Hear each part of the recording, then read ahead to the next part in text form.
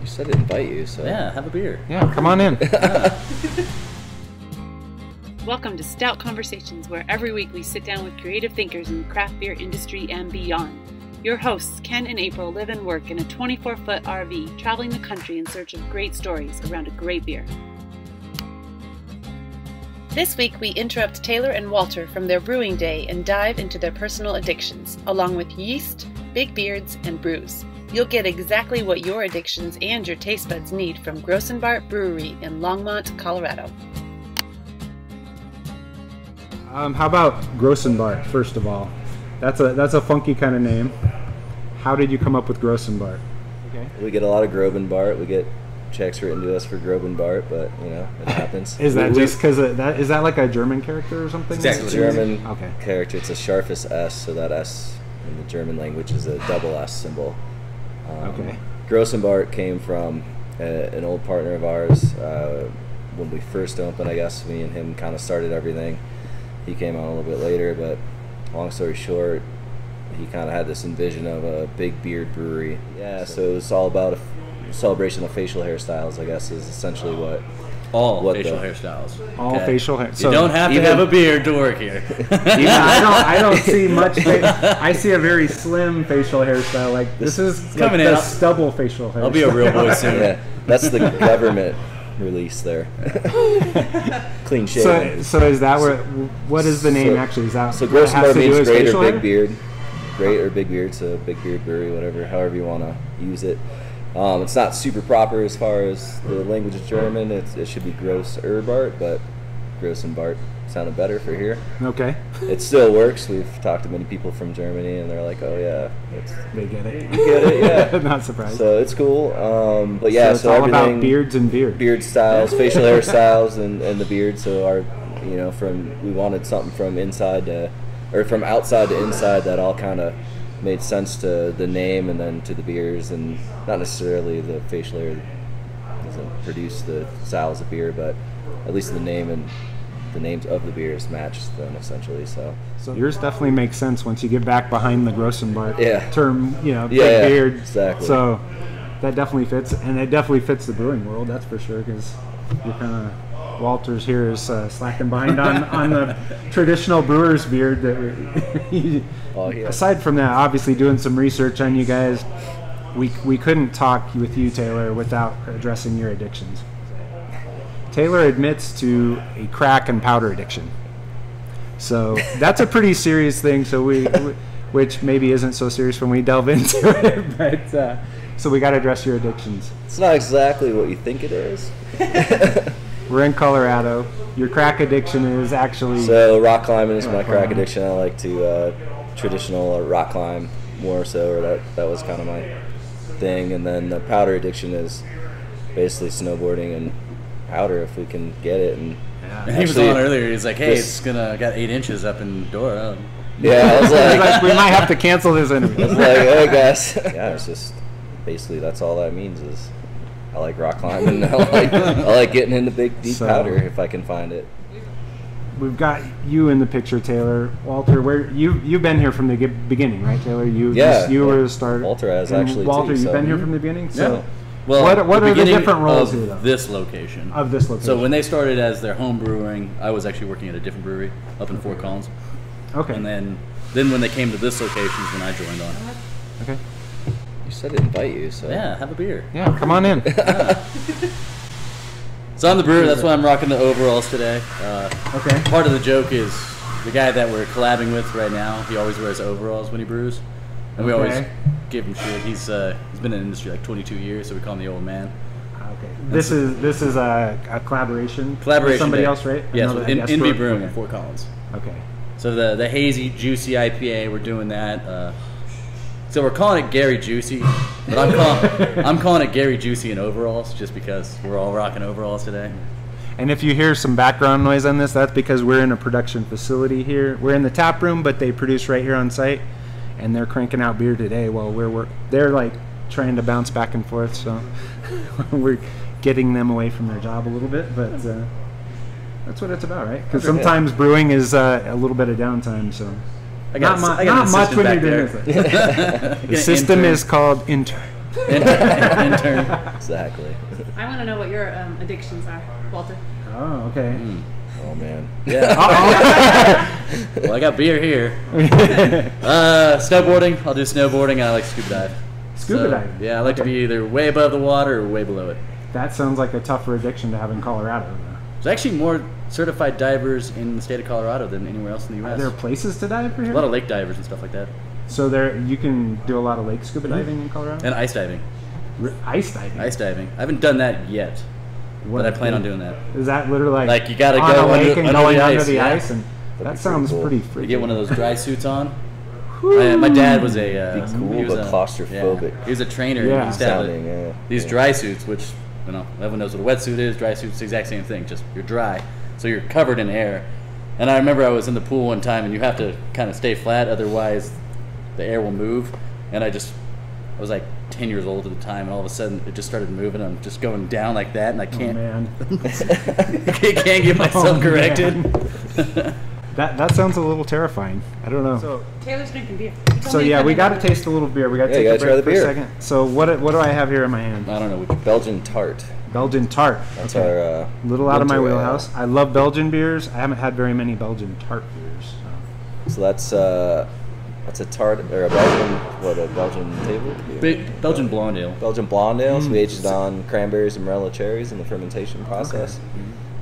Kind of champagne-y, effervescent. Yeah. Light, little tartness coming through, not too sour. Yeah, but not like a pucker Not your over- face yeah, yeah. tart. That's my mentality of brewing is I'm not one to throw the left side of the spice cabinet at a beer. Just not my style, not my thing. Okay.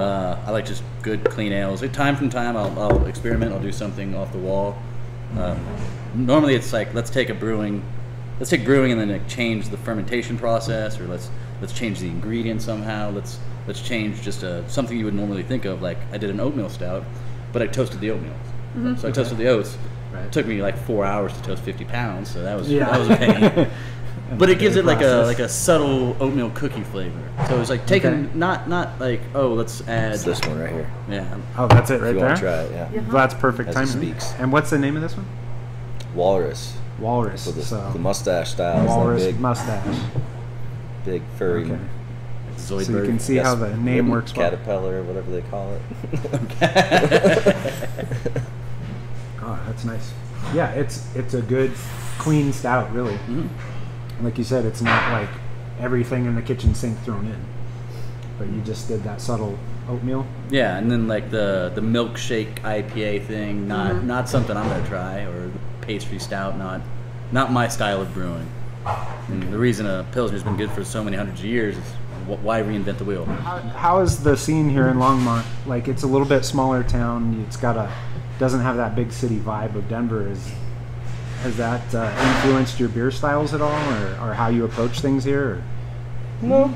Not really. Not really. You still kind of do what you want to do. We did, And yeah. it's played well, but it's Absolutely, played yeah. well with the local folks here that grew up on Oscar Blues and Left Hand. I mean, But that's funny to say. Somebody's grown up on a craft brewery now. It's 20 been long enough. 20-something years, yeah. Well, up to 25, I think. A lot of us grew up on Left-hand, those maybe? breweries. 24, Those are 25, I think. definitely big brothers to us. Yeah. If we need something done, we can, like Left Hand was cleaning our kegs there for a while. Really? Oscar Blues, actually They cleaned our contract kegs too for a while. I contract hops through Oscar Blues because one, they have the buying power, Right. and two, they have the availability. Like they Yeah. have a bunch of stuff, so I can just That's contact them. That's one consistent thing we see with every brewery. I don't think we've come across one that hasn't, but is that collaboration and the ability to help everybody out. I mean, there's competitiveness, but it's always this like fun competition with this collaboration with all these breweries. I love seeing that. Yeah. Well, and like you guys contracting with Oscar Blues to get hops, say, I mean, I'm sure they do with several smaller brewers because that way they have more buying power too, so they can, you know, they can kind of counter that the big boys going in and buying up all the hops, and which can sometimes be a problem these days if you want certain types of hops and stuff. So, Yeah. so is that kind of the theme, the approach to your beers is nothing's really off limits as far as styles, but you don't really like to go overboard with throwing everything into one beer. exactly. Where- Gotta have flavors to it. But like Gotcha. you said, though, that's the joy of it. You can do what you want. Yeah. Do what I want. Do what I want. But if you make consistently good beer, that's pretty much what the demand is from most beer drinkers, I think. Yeah, I think that's one of the most important parts is making sure you're consistent with your product over the time. I guess let's say you're here 4 years ago and you got one of our beers and you came back today and you go, oh man, that's how I remembered it. That's what I needed. Right. Exactly what I needed. Yeah. You know, so it hasn't changed much. Of course, they'll change slightly over time to either improve, you know, quantity or I don't know, just different improvements what you do, but subtle changes. A lot too. I assume you have a few, probably 5, 6, 7 flagship type beers because you have a lot of tap handles. 4 flagships. Yeah, 4 flagship times. 4 beers that are on all the time. Because you guys always have like 12 plus beers on tap, so that's a lot of tap handles. 4 flagships, and then we have seasonal rotators, so beers that will bring back like the Stout, the Walrus, and the Brewer Brown every fall, winter. Okay. We've got a porter that we do every year that we bring back, and then we have sort just of a seasonal flagship. Seasonal flagship. Full-time seasonals. Or full-time season. And then we have all the beers that we just, hey man, let's do this collaboration, for instance. Let's do a hazy IPA, or let's do something we've never done before. Like we're doing the Baltic Porter. Baltic Porter's a couple days. So okay. Just beers that we haven't done before. We'll do them, or like this one. The movable yeast series is what we're calling this. Movable yeast. Yeah. Series. So what we carry. So that's that beer. So this is our Anchor Beard Amber Ale, which is it's an ale. We carry an ale strain and a lager strain in house. So what we did was brewed the Amber Ale. This is the exact same recipe, but we did it on our lager strain. Okay. So the idea is we're gonna just kind of showcase. Everyone just thinks hops. Hops is this, or it's malt. But being a microbiologist, I'm like, yeast is really important too, people. It's one of the main ingredients. So the idea is to showcase how it's the same but different. Mm-hmm. It's the exact same beer, but the fermentation is done differently. So it kind of showcases that. One of the things we're gonna do. The next one is gonna be our Kolsch. Okay. We're gonna do that on a Hefeweiss strain. Okay. So again, same beer, just different yeast. That's something that's really interesting for, I think, the geekier of us geeks, craft beer geeks or homebrewers, is the yeast side of things, because a lot of craft brewers on a smaller scale aren't really propagating their own yeast and doing that where you guys are. I know Declaration does quite a bit of it down in Denver, but at a brewery your guys' level, you don't see too many people having an in-house strain of yeast, and you said you have a couple? We carry ale and a lager. I personally have 2 private strains that I've kind of cultivated. Okay. One's a sour and one's a saison yeast. So I haven't pulled those out quite yet, but kind of scared to sour it up right now. But that's kind of if you go into like the Belgian tradition, especially, that's kind of like the gold. Mm-hmm. The gold of the beer is like the monks and stuff that made Trappist ales and things, like they would have a yeast strain that lived for hundreds, if not 1,000 years. Mm-hmm. Is that something that you guys are interested in? Is like keeping a yeast strain going over years and years, or is it more? I'd love to be open. Or is it more of a business? I don't know. You guys big enough, you might live that long. You never know. And you guys might have different takes on that. Like maybe one of you looks at it more as like the business side. Yeah, it makes a lot of sense to recapture your yeast and use it as much as you can to maximize it. But then it's also good from a creative side, which I assume that's where you're coming from with, because you got your yeast strains that your personal ones those are pretty specialized yeast strains. Yeah, but the stuff we get through a local yeast bank in Colorado Springs, BSI Brewer Science Institute. So that's where most of your yeast comes from. That's where those 2 strains come from. Yes. Oh, okay. Mm-hmm. Okay. And then, what are your plans for your private stash there? Are they going to be broken out into Grossen Bart beers at some point? We have offsite storage right now, so we plan on moving some stuff over there and starting a little fun sour program. Okay. Okay, so is that going to be a big part of Grossen Bart down the road? Is the sour side, or is that just kind of something you guys want to do right now, and then see where it goes? Yeah. Well, the reason we carry so many flavors on tap is for people to come and try and drink beer. I've always liked I've never found a beer I like. Well, we got a lot on tap right now. Keep trying. Keep coming back. Find something. Yeah. Okay. Did an oat wine one year because I'd never heard of an oat wine. That sounds very interesting. So 60% oat. The heck, why not try it? There's as a brewer, I can control all the flavors I want. I can put anything I want in there to make it taste the way I want to. The one thing I can't control is the ingredient of time, and I've always just loved that mentality, loved that aspect. of, okay, what's good now? How is it going to age a year from now? Right, and that's like putting beer almost into that wine category. You know, there's elements of the craft beer scene that are maturing to that point, I think. Mm-hmm. Where do you guys see like aging beers as a thing that's going to be just keep growing and get bigger and bigger over time? I still think it's pretty niche though, how people are doing it. I think some people are aging beers incorrectly, or aging beers that shouldn't be aged. Right. Prime example would be anything barrel aged. It's already got all that oxidation character that you want. The brewer is like, okay, it's already sat 2 years in this barrel. It's got the flavors that I, as a brewer, am trying to achieve. Drink it now. Or someone getting an IPA and then aging that. Like, no, you want fresh hop flavors. Drink it now. Or I think like the brown ale. Sure, you could age it a year or two, but I don't think it'd really benefit from it. It'll change. It'll change, but not necessarily for the better. Mm-hmm. But then, although that's perception too, I guess, depending on your. But that's your the joy taste. of this again. Is like you have so many different opinions, and you get to play with all these different opinions, and nobody's telling you no, you shouldn't ever do that. You just get to. If it doesn't work, it doesn't work. If it works. Mm-hmm. Well, I've got breweries that I've been to that refuse to blend stuff on tap. Oh yeah.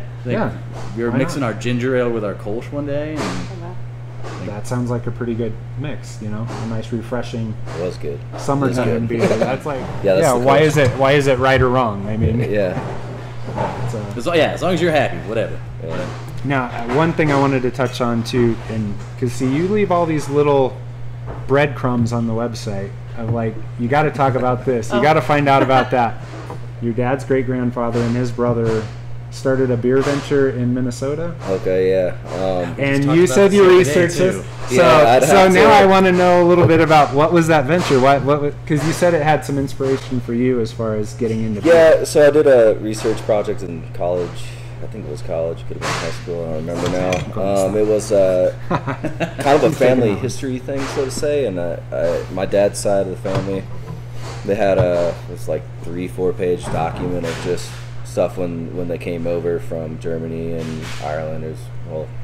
My grandfather's side was Germany, I guess, so it was more on his family. Right. But your family background is German and Irish. Irish, go figure. Beer. Little Norwegian. I'm from Minnesota, so I got some Norwegian going on. Oh, you got all the bases covered.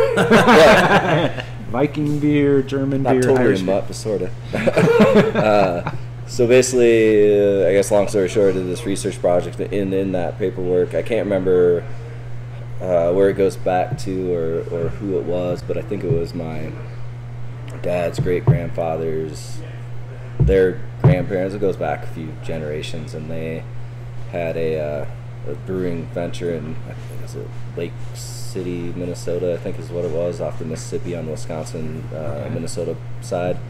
I don't have a whole lot of information about it, just that they had this brewery for a little while. It wasn't very long. One of the first American breweries, I suppose. Yeah, I can't even remember exactly if it was probably late or early 1900s, I would guess at this point. I'd have to look back at that paperwork, but that, I guess was cool to see, and now that I was thinking about it at the time, and I was going, oh, that's pretty badass. I got this in the blood or something.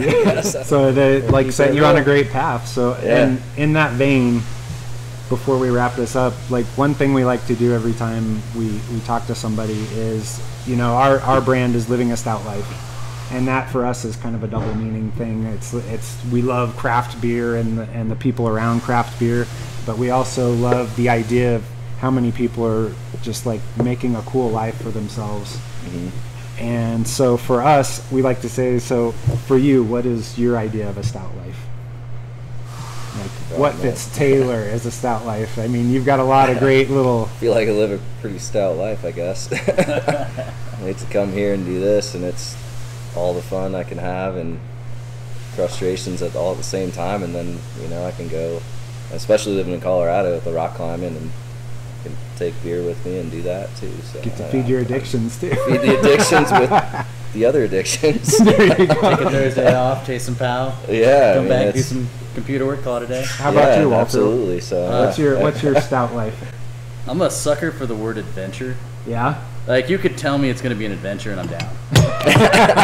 Like, no joke, you'd be like, hey, let's go. It's going to be an adventure, and all of a sudden we're in the drive-thru at McDonald's. I mean, I'm going to be a little pissed off about it, but I'm going to be down. I'm like, yeah. So anytime you just willingness to adventure, just doing something like that, doing something I've never done before, experiencing it that way. Okay. I mean, I've traveled all over the world because of beer. Yeah? So, yeah, I lived in the UK. I was just recently in Italy brewing with a friend out there. Oh, wow. I was talking to my friend yesterday about doing a collaboration in Germany. I'm going to Chicago next month. So just, again, adventuring, exploring, and bellying up, talking to strangers. It seems to be a common thing for Stout life is travel and talking to strangers. Yeah, and I have to say, like, what I always say? Always say hi to a stranger. Like, always say hi to a stranger. Yeah. Yeah. Get a good story out of it. Definitely. That's kind of why we're doing this. Because we said so hi to so many strangers, and it just makes you realize how good actually people really are. Yeah. On that note, Well, with that, cheers. I think we need a cheers. Grab a beer.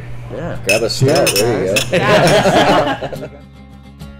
There are new episodes with new conversations every Sunday night. Be sure to subscribe and click the little gray bell so you don't miss out. We're curious. What are your addictions? Let us know by leaving a comment below or by clicking the link in the description. We're definitely going to get to your addictions. What about Walter's? How much cussing is What are that? yours? Whatever you want. This is on YouTube. It doesn't matter. We can do what we want. All right. You ready? Oh, we're on? Yeah. Okay. Oh, we're already going. We're already going. Everything from getting, those are wine tanks from the defunct winery. We actually used to have one of those trough mash runs. So this is the first investment that we made. Cool. Very cool. So I mean, kind of a quick breakdown. You can see it goes from a hot water tank. This is our mash tun. You're gonna see the steam rising right there. We let that rest for about an hour. We're still in the middle of running off here. So this is called the swars, where we take all the sugar waters, rinse them off into the kettle. So we're gonna boil this for about 75 minutes. Typical boils anywhere from 60 minutes to, I've done an 8-hour boil before. Holy cow. 8-hour one, Is that like a special style of beer or something? Because We just really wanted to caramelize the sugars in there. Okay. That's pretty cool. So then after 75 minutes, we'll send it through the heat exchanger and off into the fermenter. You can see the one that we're cleaning right now. That's what we're going to go into today. Typical grain to glass for us is about 12 to 14 days. We've gotten something as low as 6 days. It's a 3% beer that we make. And then we have something as long as 18 days. So after it's done in the fermenter, we'll send it over here, and this is the bright tank. You can tell you got the cone, and the flat bottom, the disc there. This is so the yeast can settle out. We'll get it off the yeast and send it into the bright tank. So bright beer is what it's called, the bright tank. Clarifies the beer. We have two different things we can go into. We either go, you can see those hard pipes right there. They go into the walk-in, and that's where we either go for our serving tanks. Our more popular beers go in there. And then this right here is all kegs. So you guys don't serve off kegs, you serve off... We do. We serve off both. You do both? Yeah, both, You do yeah. some tanks? Yeah. Our serving cake, I've seen a lot of people serve off of bright tanks. Yeah, that's exactly what Our we do. serving tanks are just smaller right now. No, they're bright tanks. Same size. That's exactly You what just keep them in here. Oh, okay. wall, yeah. And then our kegs as well. So you probably have more popular beers. Four beers. Exactly. They're bigger, More popular beers. bigger sellers. Yeah. Yeah, they go faster. We don't use up our shelves for outside sales on here, I guess. There's a lot of taps. We got 18 taps. One of them's coffee, the other one's ginger ale. 16 per beer, yeah. And typically we have about 12 on it at any given moment.